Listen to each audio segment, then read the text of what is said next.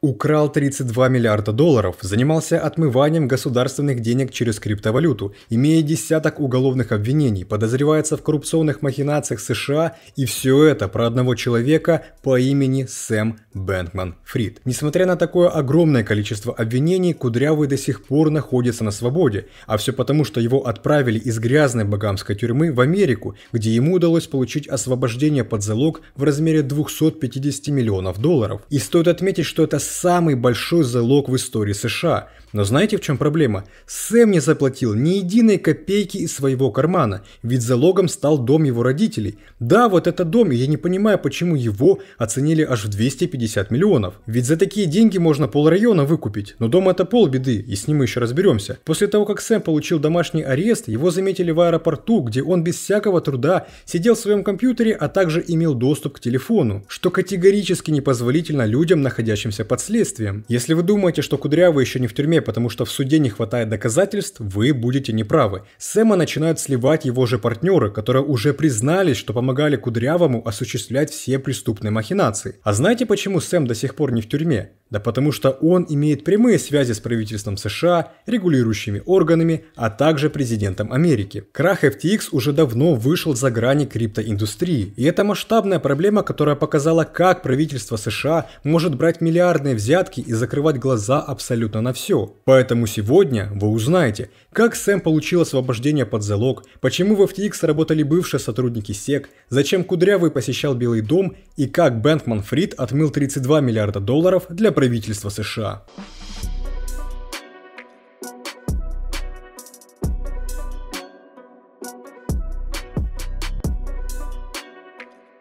Всем привет, меня зовут Влад, и вы на канале Coin22. Наступил Новый год, поэтому от всей команды поздравляю вас с праздником. И мы продолжаем наш мини-сериал про кудрявого мафиозника Сэма. Это видео является продолжением вот этого ролика, поэтому если вы его не видели и не знаете предысторию всех событий, кликайте на подсказку в правом углу и обязательно посмотрите, ведь там мы рассказали, в чем обвиняют Сэма, сколько денег он донатил правительству и как сотрудничал с SEC. Ну а сегодня горячих фактов будет еще больше. Кстати, завтра, 3 января, Сэма ожидает очередной суд, на котором он должен написать признание своей вины и отправиться за решетку. Поэтому, если вы желаете увидеть продолжение этой истории, поставьте как можно больше лайков этому видео, и мы обязательно снимем продолжение. А чтобы не пропустить решение суда и дальнейшую судьбу Сэма, переходите в наш телеграм-канал по ссылке в описании. Там мы публикуем только самые актуальные события и новости, на которых вы можете зарабатывать. Что ж, в первой части мы с вами остановились на том, что после суда на Багамах Сэма признали, как ни странно, виновным и отправили вот в эту тюрьму, в которой он должен был находиться до 8 февраля. Но Кудрявый воровал деньги не для того, чтобы сидеть в грязной тюрьме, поэтому он все-таки согласился на процедуру экстрадиции и 21 декабря в сопровождении органов отправился в аэропорт, чтобы улететь в США. Когда 22 декабря он прибыл в Нью-Йорк, прокурор Уильямс, который ведет это дело, сказал, что Сэм находится под стражей ФБР и сразу после прибытия отправится в суд. Так и произошло. Кудрявый отправился в суд, но во время заседания произошло невероятное чудо, ведь Сэму удалось получить освобождение под залог в размере 250 миллионов долларов. Казалось бы, он еще до заключения объявил себя банкротом,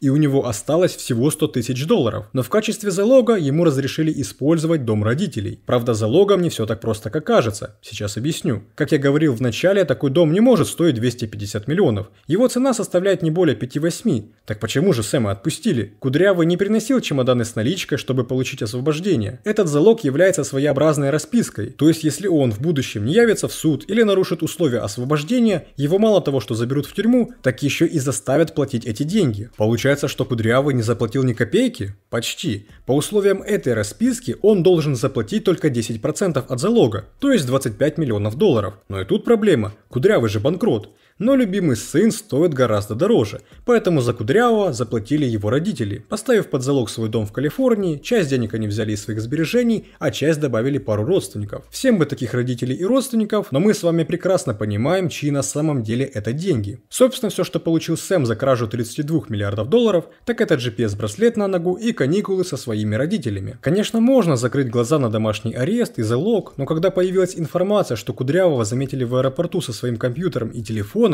да еще и в бизнес-классе, это вообще ни в какие рамки не лезет. Человек, который объявил себя банкротом, легко летает бизнес-классом к своим родителям. А использование компьютера? Куда вообще вообще смотрели ФБР, которые его сопровождали. С помощью своего ноутбука он легко мог связаться с партнерами, сказать, что им следует делать и какие следы нужно заметать. В любом судебном разбирательстве ни при каких условиях не разрешено пользоваться такими устройствами, потому что он, как организатор этих махинаций, может с легкостью продолжать давать любые указания своим сотрудникам, и даже уже начал это делать, о чем я расскажу чуть позже. Вся эта история с FTX довольно сильно повлияла на рынок, ведь биткоин мог закрывать 2022 год на более высоком уровне, и как показала практика, прошлый год был не в пользу холдеров. Чтобы зарабатывать на крипте, нужно было заниматься трейдингом, ведь для заработка не имеет значения, рынок падает или растет. И это ощутили на себе участники подписки Pro, ведь в конце года они получили большое количество прибыльных прогнозов и заработали от 20% на падении Polkadot, от 30% на падении Doge, от 15% на снижении Ethereum, а также высокие проценты на других прогнозах. Подписка Pro работает уже на протяжении полугода, и аналитики Coin22 следят за рынком 24/7, чтобы вы могли зарабатывать. Поэтому если ты желаешь начать этот год с прибыльных сделок, переходи по ссылке в описании, получай новогоднюю скидку, которую мы специально продлили для наших зрителей, и начинай зарабатывать уже сегодня. А мы продолжаем. Если отмотать время немного назад, когда Кудрявый в суде добивался освобождения под залог, были задержаны двое его партнеров, которые играют очень важную роль в этом деле, потому что это глава Alameda и бывшая девушка Сэма Кэролайн Эллисон, и бывший, но не парень, а технический директор FTX Гэри Ван. Эллисон заявила в суде, что она руководила компанией Сэма Alameda Research и по сути имела доступ к неограниченному количеству клиентских денег FTX. Эллисон признала себя виновной по 7 пунктам, связанных с мошенничеством, и рассказала в суде, что с июля по октябрь вместе с Кудрявым подделывала финансовые отчеты, в которых скрывались суммы займов Alameda. Ей было известно, что руководство FTX сделало специальное соглашение, которое позволило Alameda получить доступ к неограниченным кредитам, без необходимости размещать залог или платить за него проценты. Она понимала, что если на счетах Alameda были значительные отрицательные балансы, то они должны покрываться депозитами клиентов FTX. И все, что она сказала в свое оправдание: я искренне сожалею о том, что сделала. Я знала, что это неправильно. Второй партнер, программист Гэри Ван, признал себя виновным по 4 пунктам аналогичных обвинений. Ван сказал в суде, что часть его обязанностей в FTX включали в себя внесение изменений в код биржи, которые давали Alameda особые привилегии на FTX, или, проще говоря, полный доступ к деньгам. Ван рассказал, как в период с 2019 по 2022 год ему предложили, и он согласился вносить изменения в код платформы, который позволял Alameda без какого-либо труда брать любые суммы клиентов FTX. Оправдания у него были аналогичные. Вану грозит до 50 лет тюремного заключения, а Эллисон грозит до 110 лет тюрьмы по 7 пунктам обвинений, по которым она признала себя виновной. Но это пока, все мы знаем, как суд может быстро изменить свое решение. Напишите в комментариях, как вы думаете, их отпустят или придется им отдуваться за Кудрявого в тюрьме. Сейчас они оба были отпущены под залог и теперь будут дожидаться вынесения приговора, которое назначено аж на 19 декабря этого года. Поскольку Эллисон и Ван сотрудничают с Федеральной прокуратурой, это делает их потенциальными свидетелями против Кудрявого Сэма, который, напомню, неоднократно отрицал, что он обманывал клиентов и инвесторов. И как после такого можно давать освобождение под залог, летать в бизнес-классе на ворованные деньги и разрешать пользоваться компьютером? Ах да, компьютер. После того, как Сэм был замечен со своим ноутбуком в аэропорту, странным образом деньги на кошельках Alameda начали отправлять на неизвестные адреса. Эти переводы привлекли большое внимание, но еще больше интерес вызвал способ перевода этих средств. Было обнаружено, что кошелек Alameda меняет монеты ERC-20 на эфир, а затем Ethereum и USDT отправляет через обменники и криптомиксеры. Например, вот этот адрес получил более 600 эфиров от Alameda. В конечном итоге Alameda обменивала средства на биткоин с использованием DEX бирж. Вот таким образом Кудрявый пытается спасти часть своих, то есть ворованных денег, которые ему явно еще пригодятся, поэтому зря ему разрешили пользоваться ноутбуком. Вообще, Alameda давала кредиты Сэму на все его хотелки, но, как я говорил ранее, погашение этих кредитов происходило за счет клиентских денег FTX. Так вот, появилась информация, что Кудрявый и программист Гэри Ван заняли у Alameda 500 с лишним миллионов долларов на покупку акций компании Robinhood. Это брокер для торговли акциями. В этом признался лично Сэм вот в этом письменном документе. Этим признанием Сэм загнал себя в яму еще глубже, потому что теперь ему нужно либо платить за кредит под $1 миллион,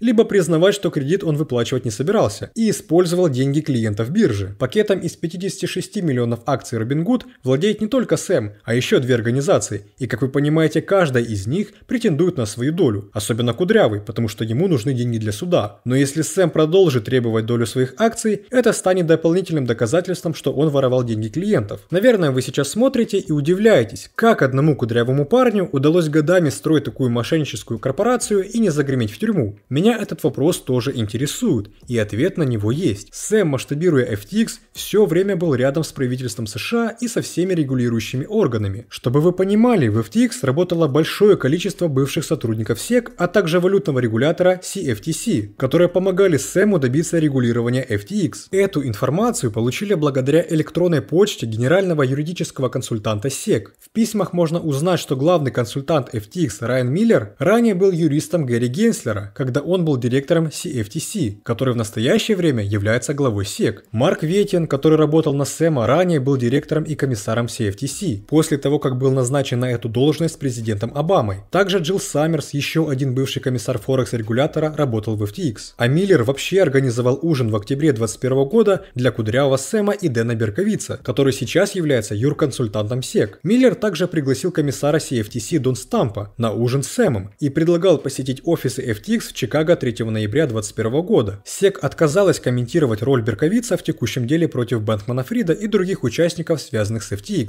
И самое интересное, в тот же день, когда The Times задала вопросы о его отношении к FTX, Берковиц объявил о своей отставке из SEC с 31 января этого года. Как только запахло жареным, он решил уйти с должности. Эти электронные письма показывают, что CFTC не отказывала Сэму, когда он хотел встретиться с председателями. Очевидно, Кудрявый нанял бывших валютных регуляторов для того, чтобы получить официальное регулирование FTX. А знаете, куда еще Сэм ходил как к себе домой? Вы не поверите, в Белый дом США. Да, в этом году Кудрявый провел не менее 4 встреч с советниками президента. В журнале посещений было зафиксировано аж 4 визита Бэнкмана-Фрида в Белый дом. А 8 сентября, которое почему-то не отмечено в журнале, Сэм встретился со Стивом Рикетти, на секундочку, одним из старших советников Джо Байдена. Это сообщили официальные лица Белого дома, которые знакомы с этим вопросом. То есть за 2 месяца до краха Кудрявый посещал Белый дом, а власти делают вид, что ничего не знали о бирже FTX, как-то не складывается. В прошлом ролике мы рассказывали, что Сэм отправлял миллионы долларов демократам под видом пожертвований. И как вы понимаете, определенная часть этих ворованных денег шла в карманы различных чиновников, сенаторов и губернаторов. Связи Кудрявого с правительством также подтверждают тесные отношения с бывшим президентом Билл Клинтоном, который неоднократно приезжал к Сэму на Багамы, проводил с ним различные конференции и помогал ему развивать биржу FTX.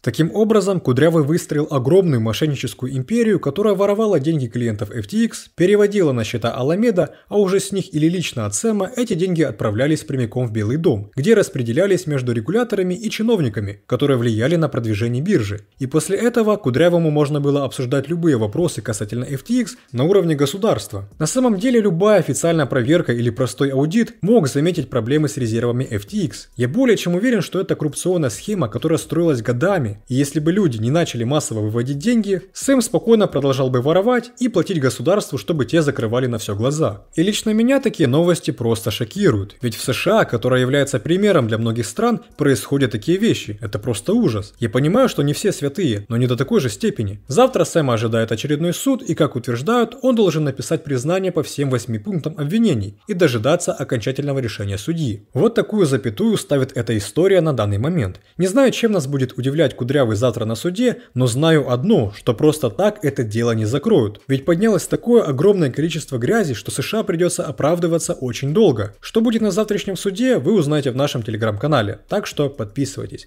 Также жмите на колокольчик, лайк, думаю, вы уже поставили, но если нет, можете это сделать прямо сейчас. Как и всегда, всем спасибо за просмотр, до скорых встреч.